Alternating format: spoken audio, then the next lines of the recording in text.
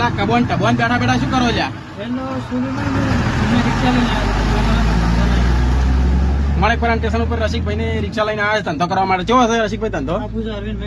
કેવો છે અરવિંદભાઈ ધંધો? બોલો. મંદા છે એમ? ચલો ધંધો કરો દાડે તમે?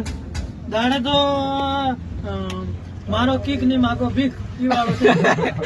મારો કઈક ને મારો ભીખ. ચાર ટાઈમ ચા પીઓ, બે ટાઈમ ખો. સમજાતા ને ઘેર તમે પડી પડી ખાઈ અને ઘેર. એટલો જ ધંધો થાય છે એમ? તમારો હેડે છે એમ? હેડે.